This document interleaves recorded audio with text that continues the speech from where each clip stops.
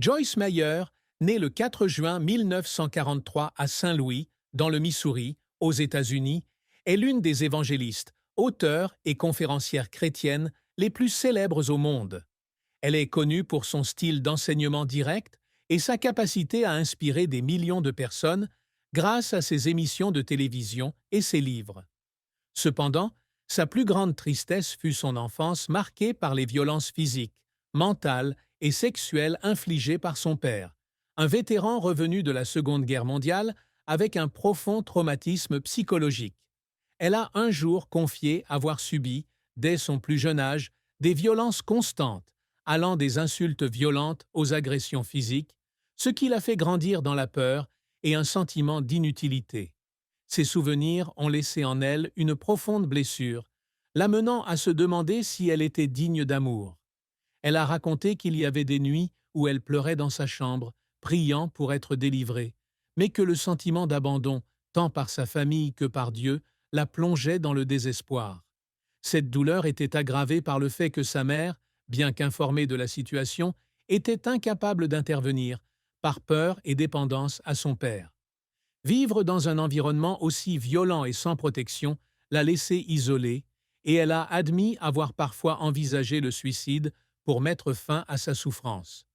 Même lorsqu'elle a quitté le foyer familial à 18 ans, après avoir obtenu son diplôme d'études secondaires, les cicatrices émotionnelles de son enfance l'ont suivie, affectant ses relations et la façon dont elle se percevait pendant des années. Cette tristesse ne concernait pas seulement ce qu'elle avait vécu, mais aussi la perte d'une enfance normale, d'une famille aimante qu'elle avait tant désirée mais qu'elle n'avait jamais eue.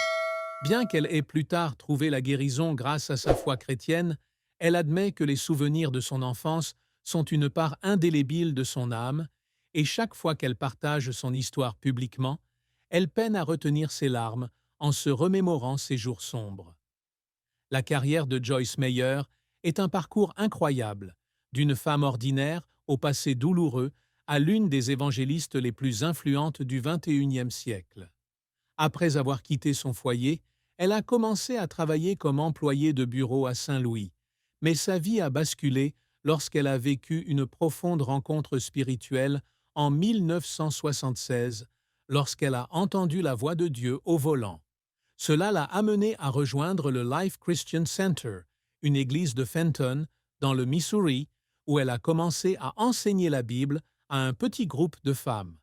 En 1985, elle a fondé Life in the Word, précurseur de Joyce Meyer Ministries, avec pour objectif de diffuser un message de guérison et d'espoir par la foi. Sa première émission de radio, diffusée sur 6 stations de Chicago à Kansas City, a rapidement rencontré un franc succès et en 1993, elle a lancé son émission de télévision Enjoying Everyday Life, aujourd'hui diffusée sur des centaines de chaînes à travers le monde, des États-Unis à l'Afrique et à l'Asie.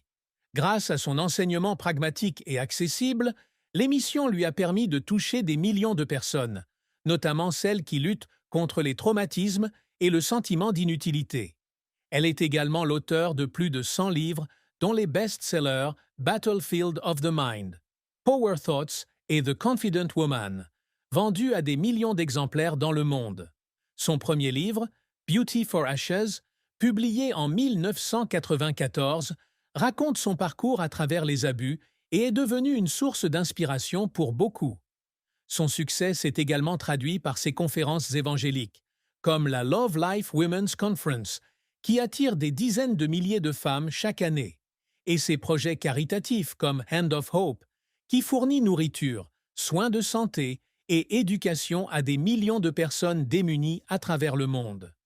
Cependant, sa carrière n'a pas été exempte de revers. L'un des plus importants a été les vives critiques, dans les années 2000, concernant son train de vie fastueux, lorsqu'il a été rapporté qu'elle possédait un jet privé et plusieurs propriétés de luxe. Ces accusations l'ont blessée, car elle a toujours insisté sur le fait que sa richesse provenait de son librairie et de ses conférences, et non de dons. Elle a fondu en larmes lors d'une interview en 2004, expliquant que ses critiques lui donnaient le sentiment d'être incomprise, comme si son travail d'évangélisation était négligé. Un autre revers fut l'opposition de certains groupes religieux conservateurs qui estimaient qu'une femme ne devrait pas occuper de poste de direction dans l'Église.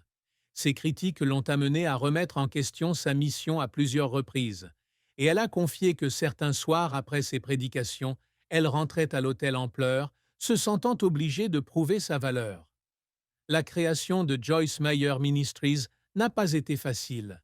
Elle a travaillé 16 heures par jour les premières années, écrivant des livres et préparant des sermons tout en élevant 4 enfants, ce qui l'a laissée si épuisée qu'elle pleurait à l'idée de ne plus pouvoir continuer. Cependant, sa persévérance l'a aidée à surmonter ses difficultés et elle a continué à diffuser son message avec une passion inébranlable.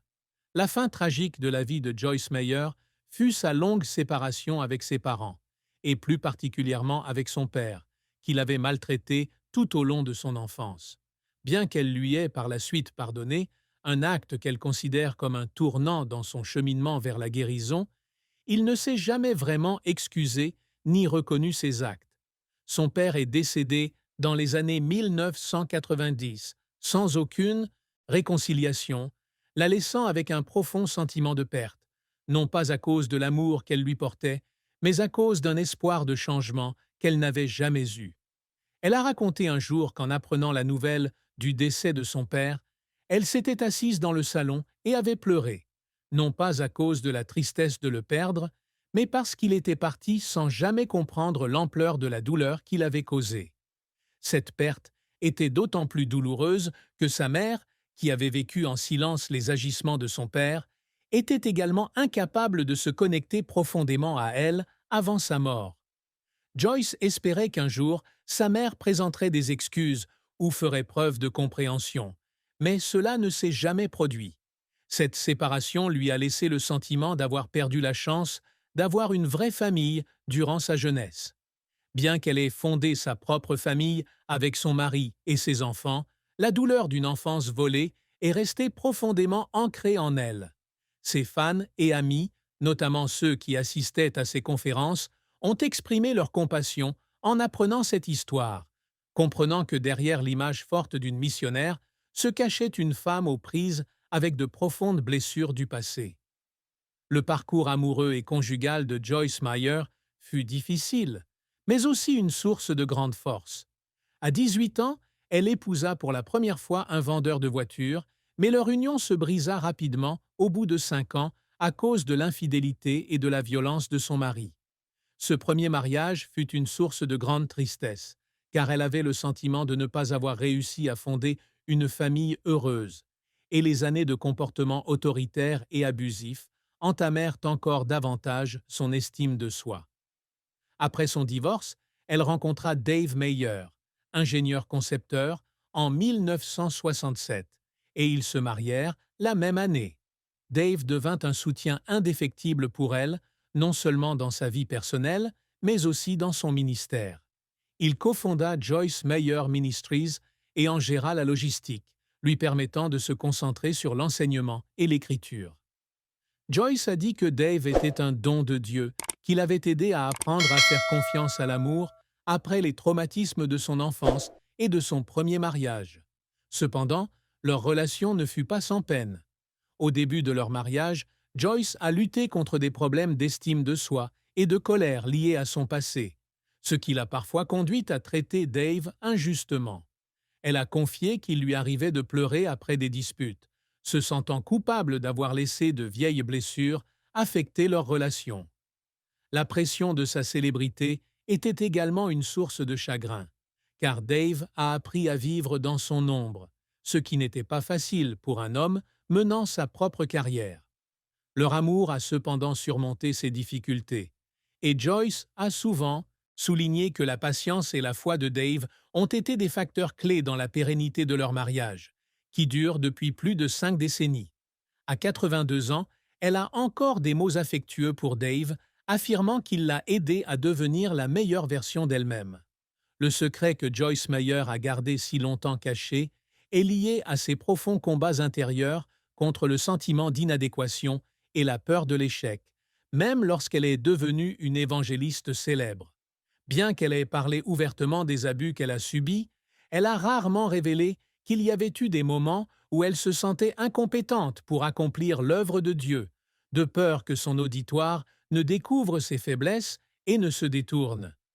Elle a écrit dans son journal intime, jamais publié, qu'il y avait des nuits où elle restait éveillée, craignant que ses prédications ne soient que des paroles creuses si elle ne parvenait pas à surmonter pleinement son traumatisme. Ce secret la plongeait dans un profond sentiment de solitude, car elle ne voulait le partager qu'avec Dave, craignant que cela ne compromette sa mission. Un autre secret était la gravité des crises de panique qu'elle avait subies dans les années 1980, lorsqu'elle avait fondé Joyce Meyer Ministries. Malgré ses apparitions publiques pleines d'assurance, elle souffrait de crises de panique avant de passer à l'antenne, craignant de ne pas pouvoir transmettre efficacement son message. Elle gardait cela pour elle, ne le partageant qu'avec Dave et un ami proche à l'Église, car elle ne voulait pas que son auditoire voie sa vulnérabilité. Elle cachait également les lettres qu'elle avait écrites à son père dans les années précédant sa mort, exprimant son pardon, mais aussi sa douleur pour ce qu'il avait fait. Ces lettres, qu'elle conservait dans une petite boîte à la maison, ne furent jamais envoyées, car elle craignait qu'elles ne fassent aucune différence.